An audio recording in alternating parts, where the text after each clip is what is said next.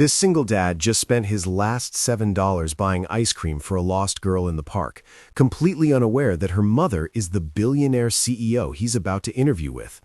But when he walks into her office 2 hours later, she doesn't thank him. She calls security.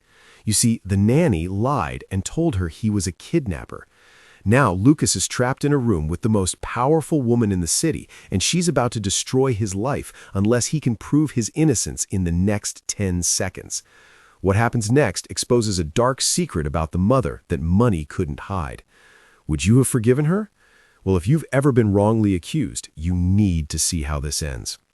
If this story resonates with you, click subscribe and let me know in the comments where you're watching from, because tomorrow, Lucas and I will be giving you another story just as crazy as this one. You don't want to miss it. Now let us begin. The morning sun didn't feel warm to Lucas. It just felt like a spotlight on everything he didn't have. Standing at the bus stop, Lucas adjusted the collar of his only suit jacket. It was a little tight across the shoulders. He'd bulked up from years of manual labor since he bought it, but it was clean. He checked his wallet. $7.40. That was it until he landed a job. "Dad, are we going to be okay?" Lucas looked down. His 6-year-old son, Toby, was looking up at him with those wide, intuitive eyes that saw too much. Lucas forced a smile, crouching down to fix Toby's backpack strap. "We're more than okay, Tobes. We're Bennett men. We always figure it out. Today's the big interview, Sterling Corp. Once I get this maintenance contract, we're having pizza, the large one with the stuffed crust." Toby smiled, trusting him completely. That trust was the heaviest weight Lucas carried. He dropped Toby off at school and watched him walk in, his heart aching. Lucas was a good man, a hard-working man, but the city didn't care about character. It cared about capital, and right now, Lucas was bankrupt. Across the city, in the back of a silver Phantom limousine, the air conditioning was set to a crisp 68 degrees. Elena Sterling, CEO of Sterling Corp., was scrolling through emails on 2 different tablets. She was stunning. Long, dark hair, a sharp hourglass figure wrapped in a tailored silk blazer, but her eyes were exhausted. "Mommy?" Elena didn't look up. "Not now, Mia. Mommy has to prepare for the merger meeting. Nanny Greta is taking you to the park." "But you promised you'd push me on the swings," the little girl whispered, clutching a stuffed bear. Elena finally looked up, a flash of guilt crossing her face. "I know, baby, I know. But if I don't do this, a lot of people lose their jobs. Tonight, I promise." The limo stopped. The nanny, distracted and texting, ushered Mia out. Elena watched them go, the glass window acting like a barrier between her and the motherhood she was failing at. She had billions in assets, but she couldn't afford an hour of time. So many parents have to choose between providing for their kids and being present for them. If you had to pick, would you rather have a rich parent who is never there or a poor parent who is always by your side? Let me know in the comments. 2 hours later, Lucas was sitting on a bench in Central Park trying to mentally prepare for his interview.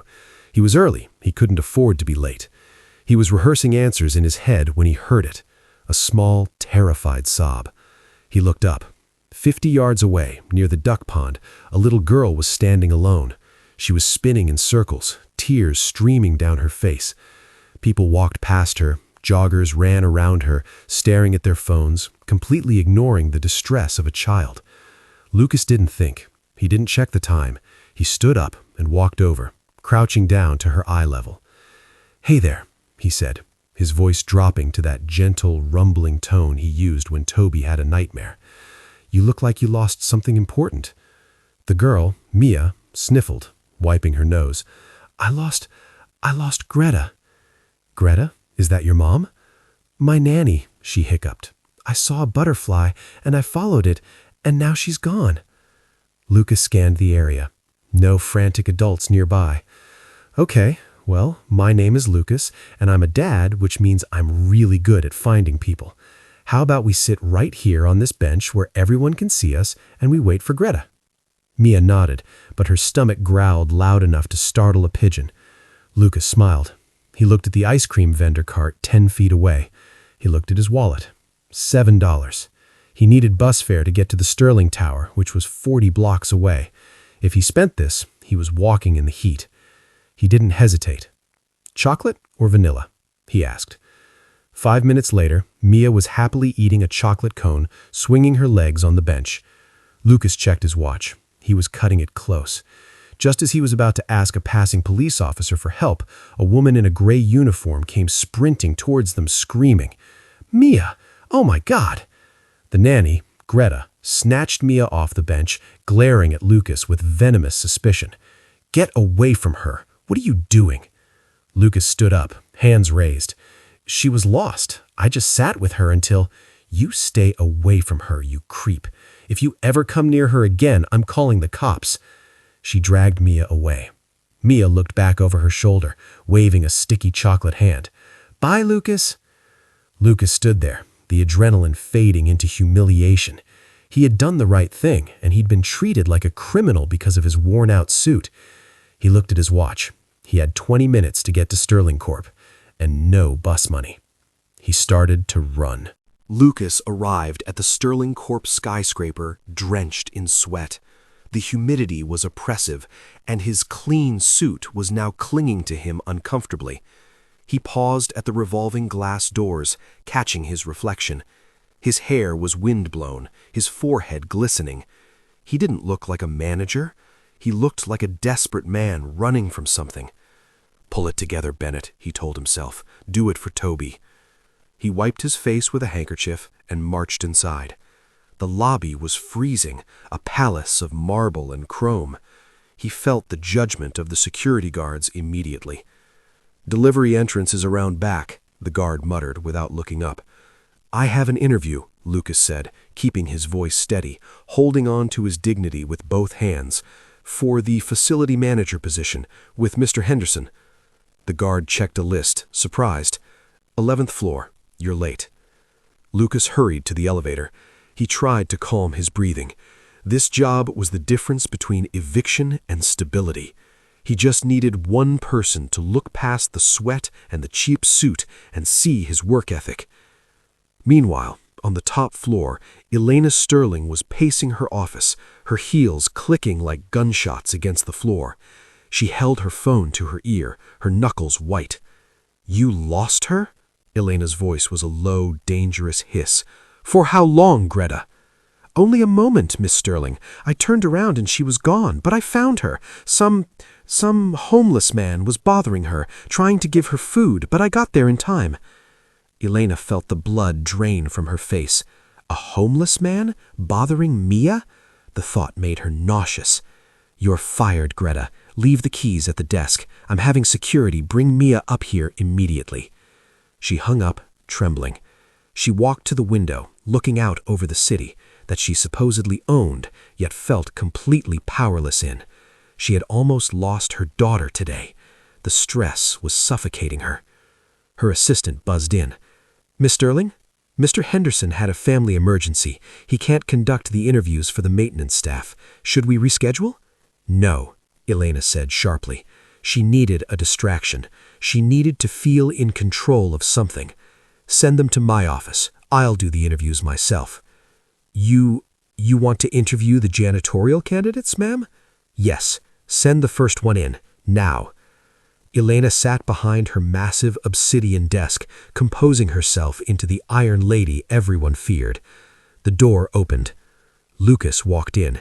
He was out of breath, slightly disheveled, and clearly nervous. He stopped dead when he saw the woman behind the desk. It wasn't the HR manager. It was the most intimidating woman he had ever seen. Elena looked him up and down, her gaze cold, analyzing the sweat on his brow and the cheap cut of his suit. She didn't see a hero. She saw exactly what she expected to see, someone who wanted her money. "Sit," she commanded, not offering a hand. The silence in the office was heavier than the humid air outside. Lucas sat on the edge of the sleek leather chair, conscious of his damp shirt, while Elena Sterling scrutinized his resume as if looking for a reason to shred it. "Mr. Bennett," she said, her voice sharp and devoid of warmth, "you have significant gaps in your employment history. 2 years here without a contract, another 6 months here. Sterling Corp requires consistency. We are a high-performance environment." Lucas swallowed, fighting the urge to fidget. He couldn't tell her the truth, that the 2-year gap was spent nursing his wife through the final stages of cancer, and the 6-month gap was because he couldn't afford childcare for Toby. In the corporate world, tragedy was just seen as inefficiency. "I am a hard worker, Miss Sterling," Lucas said, his voice steady. "I don't leave tasks unfinished. The gaps were personal family matters. They are resolved." Elena looked up, her eyes piercing. She saw a man who looked desperate, a man who had run here, a man who likely needed money badly. To her, desperate people were dangerous. They cut corners. "Personal matters," she repeated with a cynical arch of her brow. "Everyone has personal matters, Mr. Bennett, but not everyone lets them affect their career. Why should I trust you with the keys to my building?" Lucas clenched his jaw. He looked around the room, trying to find an anchor, something to keep his temper in check. His eyes landed on a silver frame on the corner of her desk. His heart stopped. It was a photo of the girl from the park. Mia! Lucas blinked, looking from the photo to the icy woman in front of him. The resemblance was there, the eyes, the chin, but the expressions were worlds apart. Mia was light, Elena was shadow. Is that your daughter?" Lucas asked before he could stop himself. Elena's demeanor shifted instantly. She slammed the resume folder shut. "My personal life is not part of this interview, and frankly, Mr. Bennett, I don't think you're a good fit for—" She was cutting him off. Lucas felt the floor drop out from under him. He was losing the job. He was going to go home to Toby with nothing. "Miss Sterling, please," Lucas said, leaning forward, his pride breaking just a crack. "I'm a single dad. I know what it means to protect what matters. I'm good with my hands, I'm honest, and I need this." Elena stared at him. The phrase "single dad" lingered in the air, softening her gaze for a microsecond before the office door burst open. "Mommy!" Mia came barreling into the room, followed by 2 flustered security guards. She was still clutching the half-eaten remains of a chocolate cone wrapper. Elena stood up immediately, the CEO mask falling away to reveal a terrified mother. "Mia!" She rushed around the desk, falling to her knees to hug the girl. "Oh, thank God! Are you okay? Did that man hurt you?" Mia pulled back, confused. "What man?" "The man in the park. Greta said a man was bothering you." "No," Mia shook her head vigorously. "The nice man. He bought me ice cream, and he waited with me so the bad guys wouldn't get me. He was like a superhero without a cape." Elena froze. She looked at her daughter, then slowly lifted her head to look at Lucas, who was standing awkwardly by the chair. Mia followed her mother's gaze. Her eyes went wide.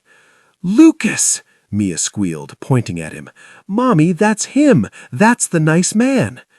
The silence that followed was deafening. Elena stood up slowly, her hand resting on Mia's shoulder. She looked at Lucas with wide, shocked eyes. She looked at his cheap suit, his sweaty forehead, and then at the resume she had just about to reject.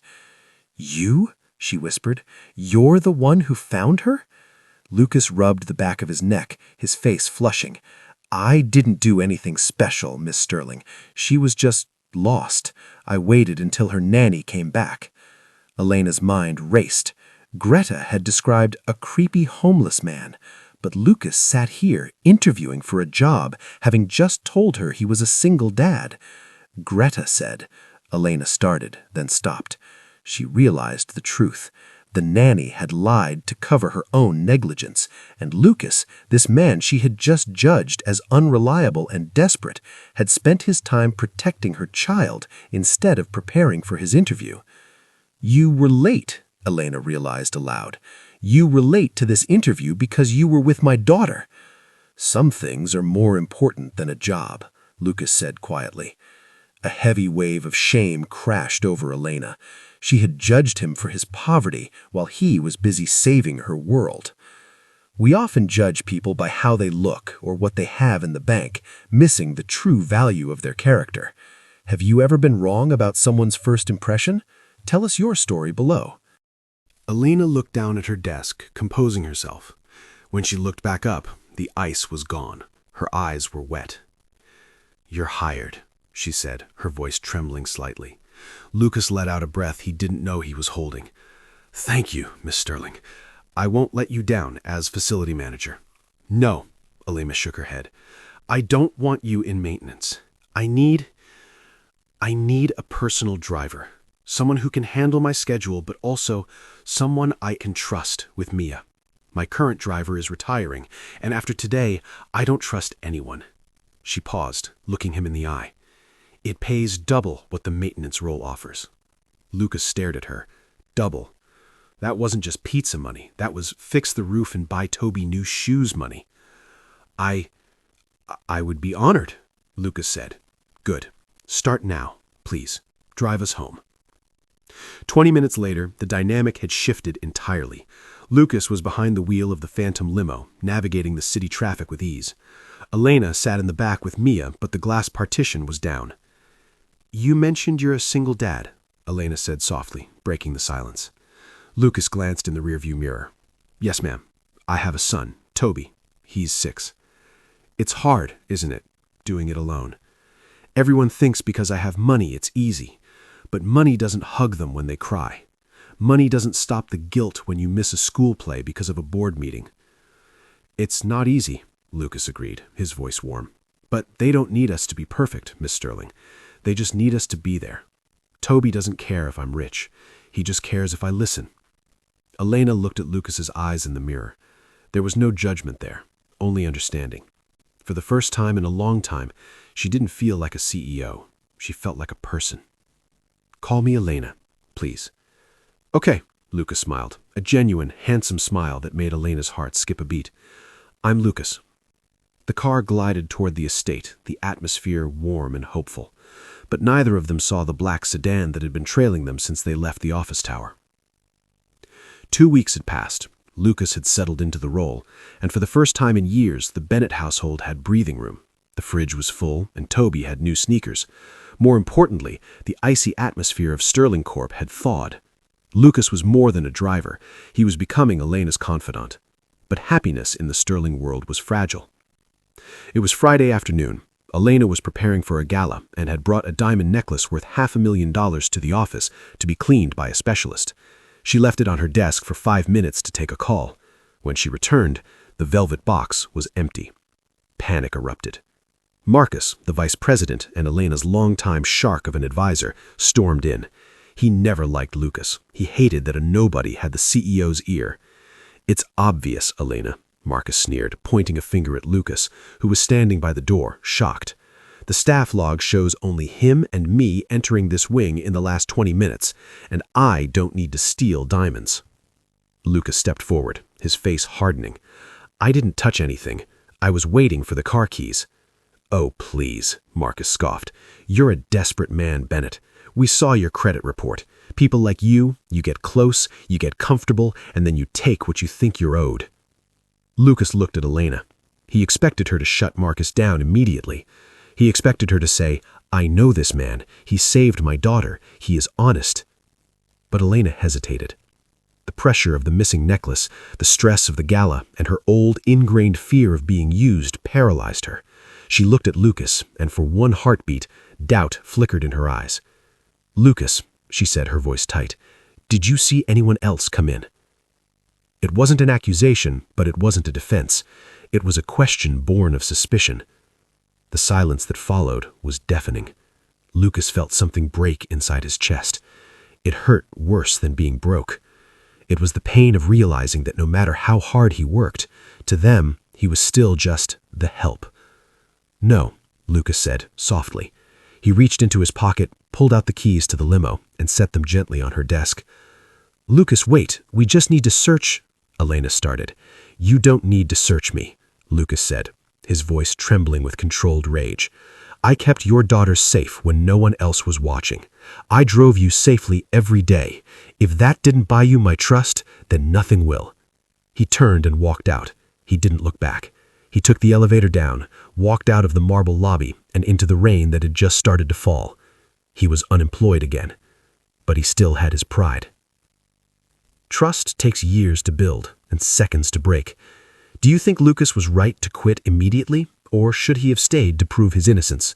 Elena stood in the silence of her office, staring at the keys on her desk. The room felt enormous and empty. "Good riddance," Marcus muttered, straightening his tie. "I'll call the police to file a report." "Mommy?" Mia's voice came from under the executive desk. Elena jumped. Mia crawled out, holding her stuffed bear and wearing the diamond necklace around the bear's neck like a royal collar. "Look," Mia giggled, "Mr. Bear is fancy now." The air left the room. Marcus froze. Elena stared at the necklace, the diamonds glittering under the office lights, mocking her. She had just accused the only honest man she had ever met of theft because of a prejudice she swore she didn't have. "Get out," Elena whispered to Marcus. Get out," she screamed, her voice cracking. Marcus fled. Elena collapsed into her chair, burying her face in her hands. She thought of Lucas's face, the hurt in his eyes. She thought of how safe she felt when he was driving. She realized with a terrifying jolt that she wasn't just losing a driver. She was losing the first man who actually saw her, not her bank account. Meanwhile, in a small, cramped apartment on the other side of town, Lucas was sitting at his kitchen table. Toby was eating cereal. "Are we going to get the pizza tonight, Dad?" Toby asked innocently. Lucas looked at his son. He forced a smile, though his heart was bleeding. "Not tonight, buddy. Daddy decided that job wasn't right for us. We're going to find something better, okay?" Toby nodded, trusting him. "Okay, Dad." A knock echoed on the door. Lucas frowned. He wasn't expecting anyone. He stood up, walked to the door, and opened it. Elena was standing there. She was soaked from the rain, her hair plastered to her face, no umbrella, no driver. Her fancy shoes were ruined by the puddle on his porch. She looked completely out of place, and yet exactly where she needed to be. Lucas stood in the doorway, his hand gripping the frame. "Miss Sterling, if you're here to search my apartment, you're welcome to try." "No," Elena said, shivering. "I'm not here as Miss Sterling. I'm just Elena." She stepped forward, tears mixing with the rain on her face. "Mia had the necklace. She was playing with it. I was so stupid, Lucas. I was so scared of being hurt that I hurt you instead." Lucas watched her. He saw the regret. He saw the vulnerability she never showed the world. "You didn't trust me," Lucas said quietly. "I know," Elena sobbed, "and I'm sorry. I've spent my whole life protecting my money, and I forgot how to protect the people who actually matter. You matter, Lucas, to Mia, and to me." She looked up at him, her eyes pleading. "Please come back, not just as a driver. I want you to help me run the foundation. I want you by my side. I can't do this alone anymore." Lucas looked at her, then back at Toby, who was peering curiously from the kitchen. He looked back at Elena, soaked, shivering, and stripped of her ego. "You're dripping on my rug," Lucas said, but the hardness was gone from his voice.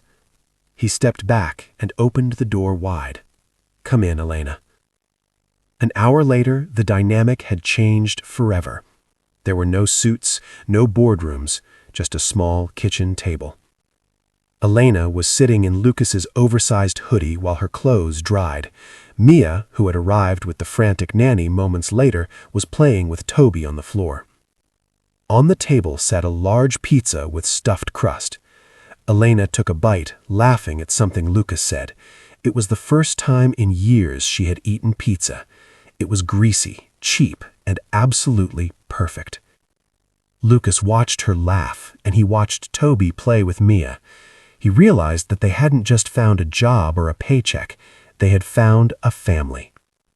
"So," Lucas said, sliding a napkin over to her, "does this mean I get a raise?" Elena smiled, reaching across the table to take his hand. Her grip was tight, promising she wouldn't let go again. "Lucas," she said softly, "I think you just got the whole company." Thank you for watching another story of Lucas Bennett to the end. If you enjoyed this story, you will surely love the next one. It's as wild and more intriguing as you can ever imagine. So subscribe. Lucas and I will be waiting for you tomorrow.